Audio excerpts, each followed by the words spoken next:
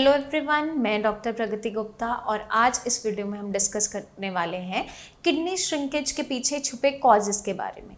ऐसा किडनीज़ के अंदर क्या होता है कि अचानक से उनका साइज श्रिंक होना स्टार्ट हो जाता है, रीनल अट्रॉफी स्टार्ट हो जाती है और किडनी की फंक्शनिंग पे इसका असर आना स्टार्ट हो जाता है। किडनी अपना नॉर्मल फंक्शन नहीं कर पाती है। आप सभी जानते हैं किडनी का नॉर्मल फंक्शन होता है यूरिन के रास्ते सारी की सारी गंदगी को फ्लश आउट करना और बॉडी के अंदर जितने भी टॉक्सिक वेस्ट मटेरियल है उनको फिल्टर करते हुए पेशाब के रास्ते बाहर निकालना। जब किडनीज ठीक से फंक्शन नहीं कर पा रही हैं, उनके फंक्शनिंग में दिक्कत आनी स्टार्ट होती है, चाहे उनका साइज़ छोटा हो या नॉर्मल साइज़ भी हो, तब भी अगर फंक्शनिंग पे इफ़ेक्ट आ जाता है तो पेशेंट के serum creatinine level, urea level बढ़ने लग जाते हैं क्योंकि किडनीज़ अब ठीक से फिल्ट्रेशन नहीं कर पा रही है, खून की सफाई नहीं कर पा रही है। इस वीडियो में हम बात करने वाले हैं किडनी श्रिंकेज के बारे में। किडनी श्रिंकेज एक ऐसी कंडीशन है जिसके अंदर किडनीज़ का साइज़ छोटा होना स्टार्ट हो जाता है। वो ज़रूरी नहीं है कि दोनों ही किडनी के अंदर देखने को मिले, हो सकता है एक किडनी का साइज़ छोटा देखने को मिले और हो सकता है दोनों ही किडनीज श्रिंक कर रही हैं।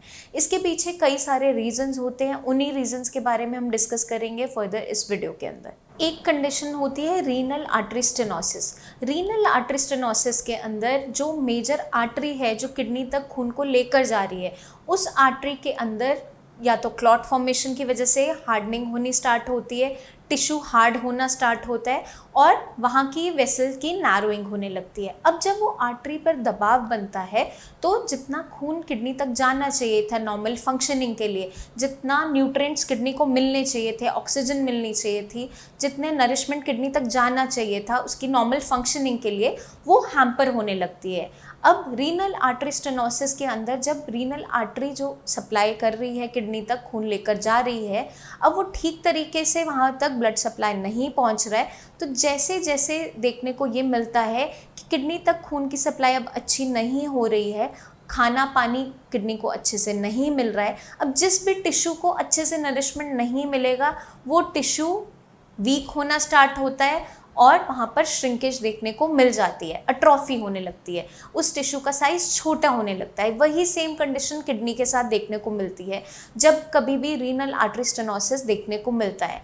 इस कंडीशन के अंदर या तो आपकी आर्टरीज़ के अंदर बहुत ज़्यादा थिकनिंग हो जाती है या क्लॉट फॉर्मेशन की वजह से कोई क्लॉट वहाँ पर आकर रुक गया है, उसकी वजह से स्टेनोसिस हो रहा है, आपकी जो आर्टरीज़ है उस पर दबाव बन रहा है, वो नैरोइंग हो रही है पाथवे की, और जैसे जैसे नैरोइंग होती है पाथवे की तो ब्लड सप्लाई हैम्पर होने लगती है और किडनी तक ठीक से खून नहीं जा पाता है और नरिशमेंट नहीं जा पाता है। इस कंडीशन के अंदर जो किडनी है उसका साइज श्रिंक होने लगता है, अट्रॉफी होने लगती है। साथ के साथ लंबे समय तक अगर रीनल आर्टरी स्टेनोसिस बना रहता है तो पेशेंट की किडनी की फंक्शनिंग पे भी इसका इफेक्ट आने स्टार्ट हो जाता है, क्योंकि किडनी ने अपना साइज तो छोटा किया ही है, अट्रॉफी हुई ही है, साथ के साथ वो अपने फंक्शनिंग को भी लूज़ करना स्टार्ट करती है। जो काम नॉर्मली कर रही होती है किडनी, खून की सफाई कर रही होती है, वो अब ठीक तरीके से नहीं कर पा रही होती है।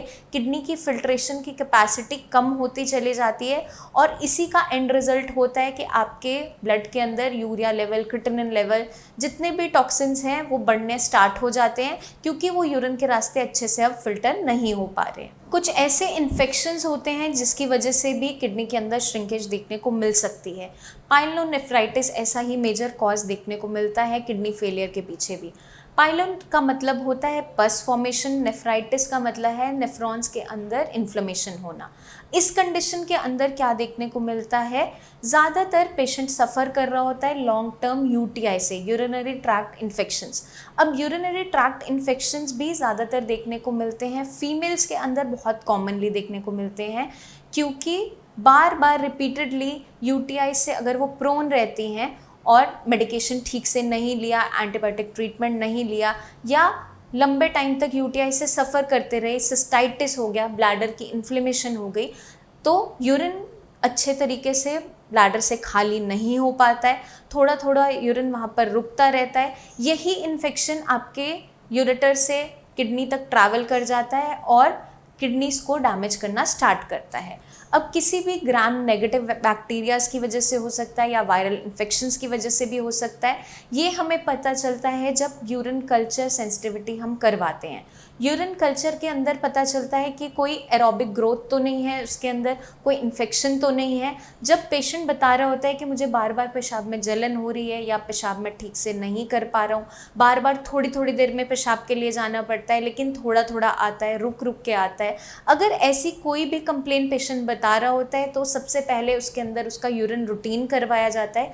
यूरिन रूटीन के अंदर अगर पस सेल्स बहुत ज़्यादा आ रहे हैं या फिर पेशेंट कंप्लेन कर रहा है कि अभी भी जलन बनी हुई है, पस सेल्स इनिशियली बहुत ज़्यादा प्रेजेंट नहीं भी है, तो भी हम रिकमेंड करते हैं पेशेंट को एक यूरिन कल्चर के लिए।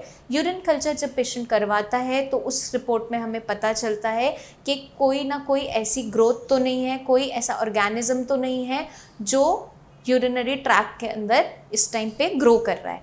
उसकी वजह से क्या होता है, अगर लॉन्ग टर्म हम सफ़र करते रहते हैं यूरिनरी ट्रैक्ट इन्फेक्शन से, यूटीआई से, तो यही इन्फेक्शन आपकी किडनीज तक भी ट्रैवल कर जाता है। और कभी भी इस कंडीशन में हमें बिना कल्चर के एंटीबायोटिक नहीं लेना चाहिए, क्योंकि अगर हम नॉर्मली कोई भी एंटीबायोटिक का यूज़ कर लेते हैं रैंडमली वैसे ही बिना किसी एडवाइस के, तो पेशेंट की बॉडी रेजिस्टेंट होती चली जाती है उस एंटीबायोटिक के लिए, और एक टाइम ऐसा आता है कि कोई भी एंटीबायोटिक थेरेपी उस पर काम नहीं करती है। तो जब भी यूरिन में कोई भी जलन है, इन्फेक्शन है या पेशाब रुक रुक के आ रहा है, थोड़ी थोड़ी देर में बार बार जाना पड़ रहा है, पूरा ब्लैडर एम्प्टी नहीं हो पा रहा है, तो उस कंडीशन में पेशेंट का यूरिन रूटीन करवाने के बाद यूरिन कल्चर एग्जामिनेशन ज़रूर करवानी चाहिए। उससे हमें पता चलता है कि यूरिन के अंदर कोई ऑर्गेनिज्म की ग्रोथ तो नहीं है। और कल्चर एंड सेंसिटिविटी जब हम करवाते हैं तो उसमें लिस्ट ऑफ मेडिसिन के बारे में पता चलता है, ऐसी कोई थेरेपी एंटीबायोटिक जो उसको देने की ज़रूरत पड़ती है तो उसके अकॉर्डिंग ही एडवाइस करनी चाहिए। क्योंकि एंटीबायोटिक ट्रीटमेंट जब भी हम देते हैं, चाहे पाइलोनेफ्राइटिस के केस में ही है, हम वहाँ पर इन्फेक्शन को ख़त्म करने के लिए दे रहे हैं। तो पाइलोनेफ्राइटिस जैसी कंडीशन में देखने को क्या मिलता है, एंटीबायोटिक की वजह से भी किडनी नुकसान उठाती है और जो ऑर्गेनिज्म है, जो बैक्टीरिया है, जो इन्फेक्शन है, उसकी वजह से भी नुकसान उठा रही होती है। तो हमें हमेशा इस तरीके से ट्रीटमेंट देना होता है कि मिनिमम से मिनिमम दवाई के अंदर वो इन्फेक्शन वहाँ से ख़त्म हो जाए और किडनी सेफ रहे। क्योंकि किडनी फेलियर के पेशेंट के अंदर अगर बार बार उन्हें यूटीआई हो रहे हैं, उन्हें इन्फेक्शन बन रहे हैं, तो उनकी किडनीज़ और तेज़ी से ख़राब होती चली जाती है। तो हमें किडनीज़ को बचाना भी है, इन्फेक्शन को भी ख़त्म करना है, इसलिए आपको डॉक्टर की एडवाइस के अंडर ही कोई भी ट्रीटमेंट लेना ज़रूरी होता है। अपनी मर्ज़ी से कोई भी आप मेडिसिन नहीं खाएंगे, सबसे पहला ध्यान हमें ये रखना होता है।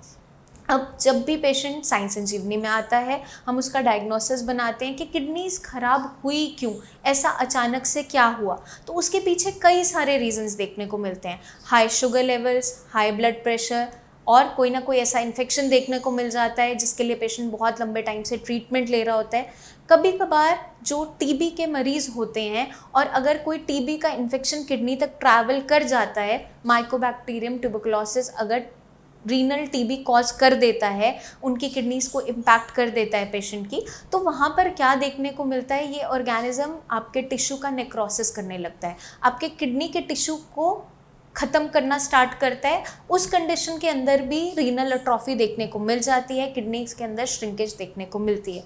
तो हम कैसे डिसाइड कर सकते हैं कि अट्रॉफी किस वजह से हो रही है, वो फर्दर मैं इस वीडियो में आपको सब समझाऊंगी। अब हम चलते हैं नेक्स्ट कॉज की तरफ। जो मेजर रीज़न देखने को मिलता है किडनी श्रिंकेज के पीछे और मेजर रीज़न है किडनी फेलियर के पीछे, वो है हाई ब्लड प्रेशर।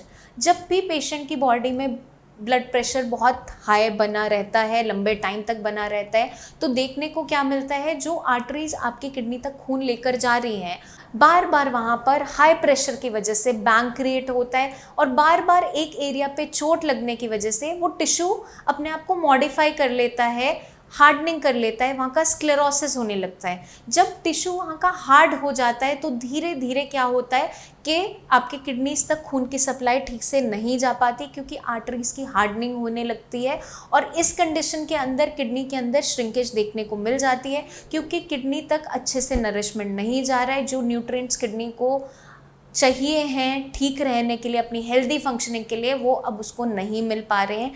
उसकी वजह से वहाँ का टिश्यू अट्रोफाइड हो जाता है, अट्रोफी होनी स्टार्ट होती है और किडनीज अपना साइज श्रिंक कर लेती हैं।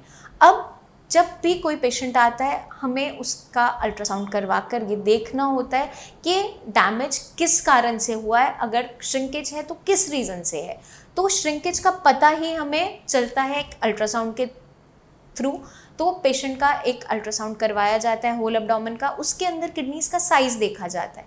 अगर दोनों किडनीज के साइज़ के अंदर श्रिंकेज देखने को मिल रही है तो मेजर कॉज उसके पीछे हाई ब्लड प्रेशर देखने को मिल जाता है। पेशेंट लंबे टाइम से हाइपरटेंसिव रहा होता है और उसका अनकंट्रोल रहा होता है बीपी, बहुत मेडिसिन लेने के बावजूद भी अगर कंट्रोल नहीं हो रहा है बीपी, तो एट द एंड वो लीड करता है किडनी श्रिंकेज की तरफ। अब अगर किसी को बहुत लंबे टाइम तक यूटीआई रहा है, यूरिनरी ट्रैक्ट इन्फेक्शंस रहे हैं और आगे चलकर वो पाइलोनेफ्राइटिस में कन्वर्ट हो गया है, क्रॉनिक कंडीशन में कन्वर्ट हो गया है, तो उस कंडीशन के अंदर ज़्यादातर क्या देखने को मिलेगा अल्ट्रासाउंड में, एक किडनी के साइज़ नॉर्मल मिलता है और एक किडनी श्रिंक मिलती है। तो ये ज़्यादातर कंडीशन हमें देखने को मिलती है पाइलोनेफ्राइटिस के केस के अंदर। अब कभी कभार क्या होता है, बहुत सी लंबे टाइम तक स्टोन किडनी के अंदर पड़ा रहता है, स्टोन किडनी के कैलस के अंदर है या फिर उसके टिश्यूज़ में एम्बेडेड है और वहाँ से निकल नहीं पा रहा है, तो वो ऑब्स्ट्रक्शन कॉज करने लगता है। उस कंडीशन के अंदर भी किडनीज तक ठीक से ब्लड सप्लाई नहीं जा पा रही होती है और किडनीज का साइज श्रिंक होने लगता है। तो ये सारी कंडीशन का हमें आइडिया ही अल्ट्रासाउंड के थ्रू लगता है, या कभी कभार पेशेंट सीटी स्कैन या एमआरआई की रिपोर्ट लाता है तो उसके अंदर भी देखने को मिलता है। तो पेशेंट को खास ध्यान रखना है, अगर बॉडी में ऐसी कोई भी कंडीशन बन रही है, कोई भी इन्फेक्शन बन रहे हैं, पेशाब के रास्ते बार बार इन्फेक्शन हो रहा है, पेशाब में जलन हो रही है, तो उसको हल्के में नहीं लेना है। अपने नियर बाय डॉक्टर को विजिट करके उसका ट्रीटमेंट ज़रूर करवाना है, उसके पीछे छुपा हुआ रीज़न ज़रूर ढूंढना है, क्योंकि यही छोटी छोटी कंडीशन आगे चलकर किडनी फेलियर में कन्वर्ट हो जाती हैं अगर लंबा टाइम ये अनट्रीटेड रहती हैं। तो अगर किसी पेशेंट का ब्लड प्रेशर बहुत हायर साइड रहता है तो उसे कंट्रोल करना ज़रूरी होता है, चाहे उसकी डाइट है, चाहे मेडिसिन है, चाहे एक्सरसाइजेज है, वो पेशेंट को करनी होती है। अब जो पेशेंट सफ़र कर रहे होते हैं डायबिटीज़ से और हाइपर डायबिटिक रहते हैं, जिनकी शुगर वैल्यूज़ कंट्रोल में आ ही नहीं हो रही होती हैं, उस कंडीशन के अंदर भी शुगर वैल्यूज़ को कंट्रोल करना ज़रूरी है। तो आपको अपने डायबिटोलॉजिस्ट से मिलना है, अपनी डाइट सेट करवानी है, अपनी मेडिसिन सेट करवानी है, एक्सरसाइज का रेजिमेंट पूछना है, क्योंकि अगर आप डायबिटीज़ को अर्ली स्टेज पे ट्रीट नहीं करते हैं, वो भी आगे चलकर किडनी फेलियर की तरफ आपको लेकर चली जाती है। क्योंकि जो पेशेंट डायबिटिक रहते हैं लंबे टाइम तक, उनकी बॉडी में इन्फेक्शंस होने के चांसेस बहुत ज़्यादा बढ़ जाते हैं, उनकी बॉडी बहुत ज़्यादा प्रोन होती है इन्फेक्शंस को लेकर।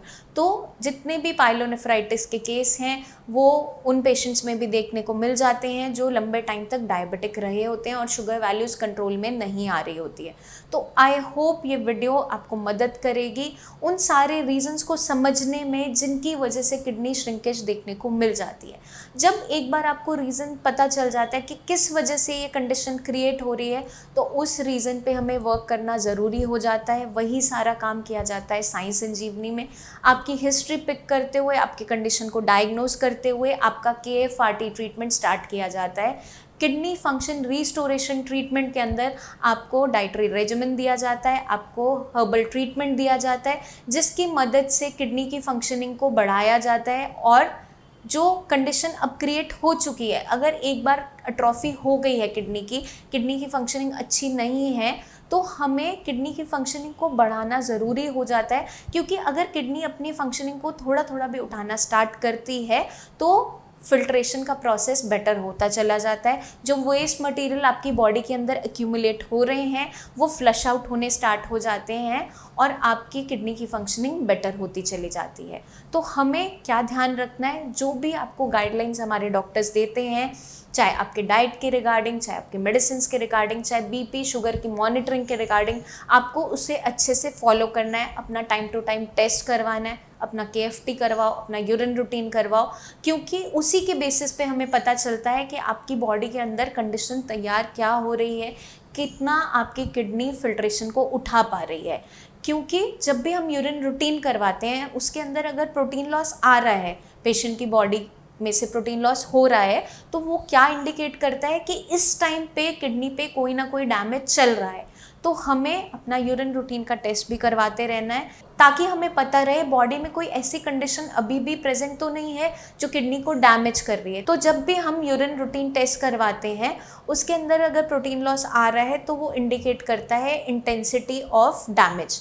अगर वो ट्रेसेस में है, 1+ है, 2+ है, 3+ है या निल है, तो वो बताता है किडनी की हेल्थ कंडीशन। तो ये टेस्ट बहुत ज़रूरी होता है। अपने KFT के साथ साथ आपको ये भी टेस्ट करवाना ज़रूरी होता है। आई होप ये वीडियो मदद करेगी आपको किडनी श्रिंकेज के बारे में बेटर तरीके से समझने में, क्या क्या रीजंस देखने को मिलते हैं। आपके माइंड में फिर भी कोई डाउट्स रह जाएं अपने कंडीशन को लेकर, किडनी हेल्थ को लेकर, तो आप नीचे दिए हुए नंबर्स पर हमसे बात करके अपने डाउट्स को क्लियर कीजिए, क्योंकि किडनी फेलियर के पीछे छुपे हुए रीजंस को समझना बहुत ज़रूरी है। क्योंकि एक बार आप रीज़न को समझ जाते हो, तभी आप उसके ट्रीटमेंट के दौरान उस रीज़न को हटाते हुए अपनी किडनीज को सेफ रख पाओगे। तो जल्दी ही मिलेंगे हम नेक्स्ट वीडियोस में, जिसमें मैं लेकर आऊँगी बहुत सी ऐसी टिप्स जो मदद करेंगी किडनी हेल्थ को अच्छे से मेंटेन करने में। तब तक के लिए आप अपना खास ध्यान रखिए, डाइट को फॉलो कीजिए और टेक केयर।